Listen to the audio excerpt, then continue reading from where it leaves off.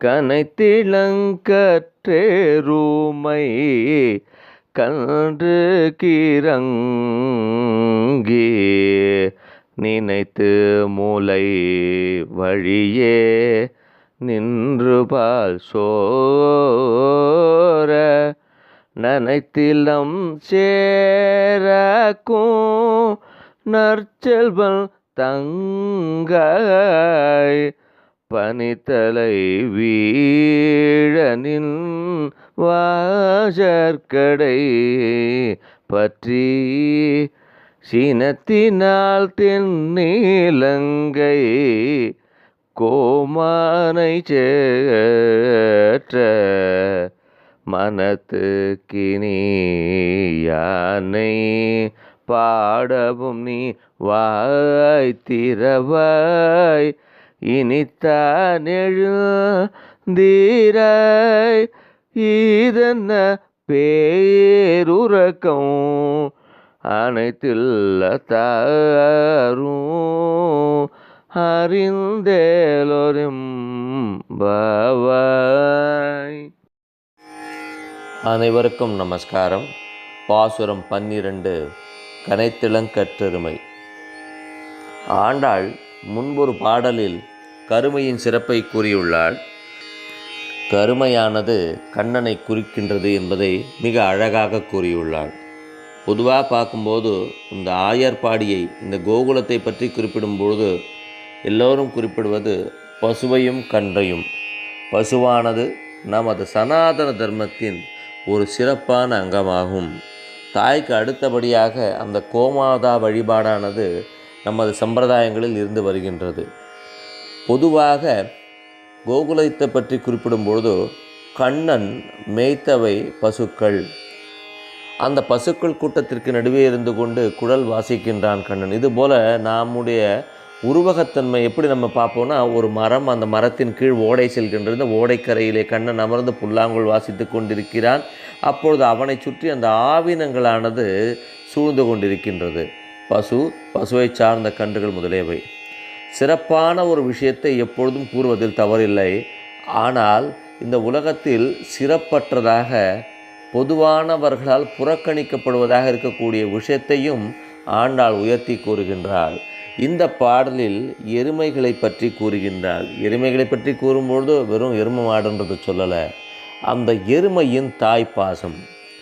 எருமை மாடுகளானவை தன்னுடைய கன்றுகள் பாலுக்காக ஏங்கி தவிக்கும்னு அந்த நினைப்போடையே வரும்பொழுது வரக்கூடிய சமயங்களில் அந்த தெருவினிலே அவைகளின் பாலானது சிந்தி சேராகின்றது. அதாவது ப்ராஸ்பெரிட்டின்னு சொல்கிறா. ப்ராஸ்பெரிட்டின்னும் பொழுது அந்த எருமை பால் எவ்வளவு தாராளமாக அந்த தெருவில் வழிந்து ஓடுகின்றன. அவ்வளவு எருமை மாடுகள் இருக்கின்றன. அந்த எருமை மாடுகளும் பசுங்கன்றுகளைப் போல், பசுவையினைப் போல் தனது கன்றுகளின் மீது பாசம் செலுத்துகின்றன. இந்த உலகத்தில் எதையும் வெறுக்கக்கூடாதுன்ற ஒரு சிம்பிள் லாஜிக் இந்த பாட்டில் ஆண்டாள் நமக்கு உரைப்பது.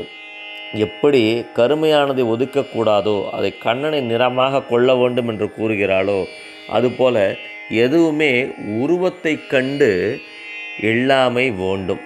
ஒரு உருவத்தை பார்த்த உடனே நம்ம அதை பற்றி வெறுக்கக்கூடாது. இல்லை, இவனுக்கு பார்க்கச்சே எனக்கு பிடிக்கல, இவனை அப்பயே நான் கெஸ் பண்ணேன், இப்படி ஒரு அப்பியரன்ஸோடு இருக்கவன் கண்டிப்பாக மோசமானவா தான் இருப்போம்னு சொல்லிட்டு சில நேரங்களில் நாமும் இந்த தவறை செய்வதுண்டு. அப்படிப்பட்ட தவறை செய்யக்கூடாது என்பதை ஆண்டாள் இந்த பாடல் முதல் வரியில் மறைமுகமாக விளக்குகின்றாள். எருமைகளுக்கும் தாய்ப்பாசம் ஒன்று. அந்த எருமைகளும் இந்த தெருவின் மண்ணை சேராக்கக்கூடிய அளவுக்கு தனது பாலை அளிக்கக்கூடிய சக்தி உண்டு. இது ஆண்டாள் கூறுகின்ற முதல் கருத்து. அடுத்தபடியாக இந்த பாடல் ஆண்டாள் உரைப்பது, உனக்காக காத்திருக்கக்கூடிய தோழிகள் தனது தலைமீது விழும் பனியினை பொருட்படுத்தாமலும் அந்த குளிர்ச்சியை சகித்து கொண்டும் காலின் கீழ் இருக்கக்கூடிய இந்த எருமை பாலினால் உண்டான சேற்றின் குளிர்ச்சியை பொறுத்து கொண்டும் இந்த குளிர்ந்த மார்கழி மாதத்தில் பகவான் கண்ணனை அடைய செல்ல இருக்கின்றார்கள். அவர்கள் உன் வீட்டு வாயிலுக்கு வந்து உனக்காக காத்து கொண்டு இருக்கிறார்கள். ஆண்டாள் சொல்ல விரும்புகிறது என்னென்னா, ஒரு தோழியை உருவகப்படுத்தி ஆண்டாள் சொல்ல விரும்புவது, இது டீம் ஒர்க், எல்லாரும் சேர்ந்து செய்யணும்னு நினச்சிட்டு இருக்கோம். உன்னை விட்டுட்டு போகிறதுக்கு யாருக்கும் மனசு இல்லை. நீ ஏதோ ஒரு காரணத்தினால் மிகுந்த சிறப்பு வாய்ந்த ஒரு தோழியாக இருந்த பொழுதும் ஒரு பெண்ணாக இருந்த பொழுதும் இன்றைக்கு நீ உறங்கி கொண்டிருக்கிறாய். நீ எழுந்து வா. நீ வரும் வரை உனக்காக உன்னுடைய இந்த டீம் மெம்பர் சில கஷ்டங்களை அனுபவித்து கொண்டிருக்கிறார்கள். அந்த கஷ்டங்களை பொறுத்து கொண்டு அவர்கள் உனக்காக நீ வர வேண்டும். நீயும் அவர்களுடன் இணைய வேண்டும். அவர்களுடன் சேர்ந்து அந்த கோபாலனின் பெருமைகளை பேச வேண்டும். பகவானை இறுதியாக அடைய வேண்டும்ன்ற ஒரு ஆசை உனக்கு எவ்வாறு ஏற்பட்டதோ அந்த ஆசை பூர்த்தியாக தங்களாலான முயற்சியாக உன்னை எழுப்புவதிலும் அதனால் பொருட்டு ஏற்படும் சிரமங்களை பொறுத்து கொள்வதிலும் இருக்கிறார்கள். ஸோ ஆண்டாள் சிம்பிளாக சொல்லக்கூடியது வசுதேவ குடும்பகம். நாம் எல்லோரும் ஓர் குலம்னு சொல்கிறோம் இல்லையா? நம்மை சார்ந்து இருக்கக்கூடிய மக்கள் நம்முடைய ஸ்பீடுக்கு இல்லாமல் இருக்கும்பொழுது அவர்களை பார்த்து கோபம் கொள்ளாமல் பரிகாசம் கொள்ளாமல் அவர்கள் எதனால் நன்றாக இருந்தவர்கள் எதனால் இன்றைய சமயத்தில் நம்முடைய கோரிக்கைக்கு ஏற்ப நம்முடன் இணைந்து பணியாற்ற வரவில்லை, ஏதோ ஒரு காரணத்தினால இன்றைக்கி ஸ்டக்காக இருக்காங்க, அது என்னன்றது தெரிஞ்சுண்டு அவர்களை கூப்பிட வேண்டும். அவர்கள் வரும் வரை அதனால் நமக்கு கிடைக்கக்கூடிய கஷ்டத்தை பொறுத்து கொள்ள வேண்டும்ன்றத டீம் ஒர்க், நண்பர்களுடன் ஏற்படக்கூடிய ரிலேஷன்ஷிப், உறவினர்களுடன் ஏற்படக்கூடிய ரிலேஷன்ஷிப், இவை அத்தனையுமே ஆண்டாளானவள் நமக்கு சொல்லி தருகின்றாள்.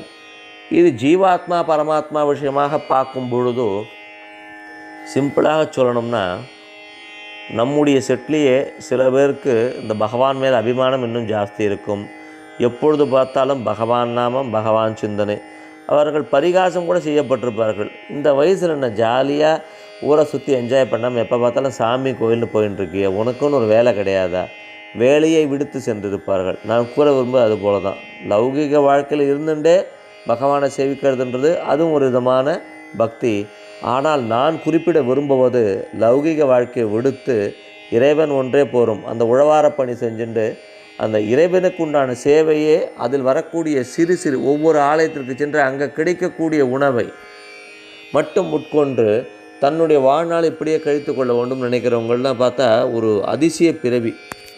நன்றாக இருக்கக்கூடிய இந்த வயசில் சம்பாதிச்சு என்ஜாய் பண்ணாமல் இப்போவே நீ கடவுள்னு போறியே, கோயில்னு போறியே, உன்னை பார்த்தா எனக்கு ஆச்சரியப்படுறதா பரிதாபப்படுறதா தெரியலன்னு சொல்லுவோம். அதுபோல் நம்மை சூழ்ந்து இருக்கக்கூடிய அப்படிப்பட்ட புனித ஆத்மாக்கள் நமக்கு தான் அது கஷ்டமாக படும். மேலே பனி கொட்டுறது, கீழே அந்த எருமை பாலால் ஆன சேரில் குளிர்ச்சி ஏற்படுகின்றது நமக்கு தான் கஷ்டமாக இருக்கும். அவர்கள் அதை கஷ்டமாக எண்ணவில்லை.